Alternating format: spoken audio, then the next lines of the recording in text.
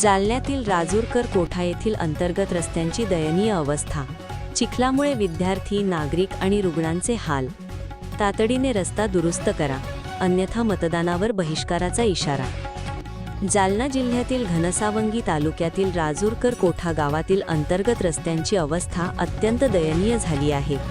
गेल्या काही दिवसांपासून सुरू असलेल्या पावसामुळे गावातील रस्ते पूर्णपणे चिखलमय झाले असून ग्रामस्थांचे जनजीवन विस्कळीत झाले आहे. शालेय विद्यार्थी, महिला, ज्येष्ठ नागरिक आणि शेतकऱ्यांना रोज जीव मुठीत धरून या रस्त्यांवरून ये-जा करावी लागत आहे. चिखलामुळे अनेक ठिकाणी पायी चालणेही कठीण झाले आहे. विद्यार्थ्यांना शाळेत जाण्यासाठी मोठी कसरत करावी लागत असून वयोवृद्ध नागरिकांनाही मोठ्या अडचणींचा सामना करावा लागत आहे. सर्वात गंभीर बाब म्हणजे रस्ता नसल्याने आजारी रुग्णांना वेळेत रुग्णालयात नेणेही अवघड झाले आहे. अनेकदा रुग्णांना झोळीत किंवा उचलून मुख्य रस्त्यापर्यंत आणावे लागत असल्याचा संताप ग्रामस्थांनी व्यक्त केलाय. वारंवार मागणी करूनही प्रशासनाने या रस्त्यांकडे दुर्लक्ष केल्याचा आरोप ग्रामस्थांनी केला आहे. येत्या काही दिवसांत रस्त्याची तातडीने दुरुस्ती करण्यात आली नाही तर तीव्र आंदोलन छेडण्यात येईल. तसेच आगामी निवडणुकीत मतदानावर बहिष्कार टाकण्याचा इशाराही ग्रामस्थांनी दिला आहे.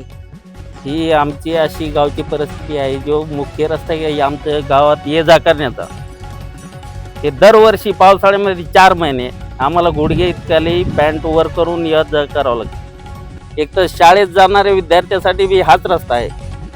शाळेत जाणारे विद्यार्थ्याचे 3 टाइम ये-जा करण्यामध्ये हाल असते. सगळे गणवेश भरून जातो. त्यांना शाळेत जाऊन बसता येत नाही. कधी कधी शाळेमध्ये कपडे बदलावं लागते. त्यांना पालकाला कपडे देऊन पोच करून बदलावं लागते. ही आमची आजची परिस्थिती नाही आहे. ही 5 वर्षापासूनची परिस्थिती आहे.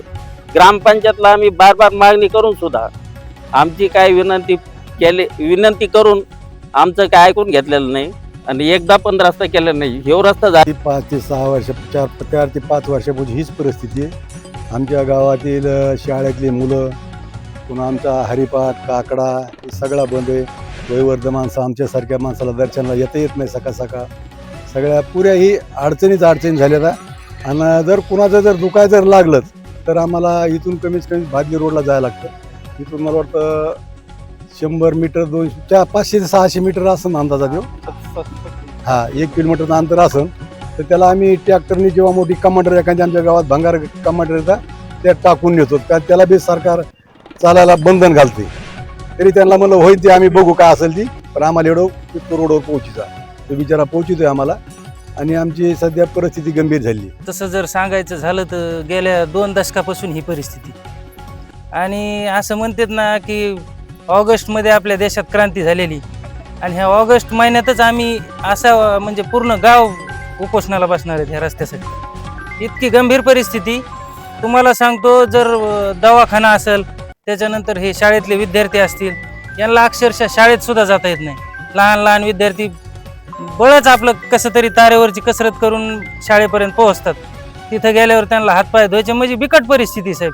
आणि सांगायचं झालं तर तुम्हाला सांगतो, ह्या आम्हाला जर पेशंट तुम्ही रस्त्याकडे एकदा दाखवा, पेशंट जर न्यायचं ठरलं कुंभार पिंपळगावला किंवा घनसावंगी जालन्याला, तर अक्षरशः आम्ही एक झोळीसारखा प्रकार केलेला आहे. ते पेशंट त्या झोळीत टाकायचं, इथं चांगल्या रस्त्यापर्यंत न्यायचं आणि मग तिथून गाडीत बसवायचं आणि मग पेशंटला उपचार होणार.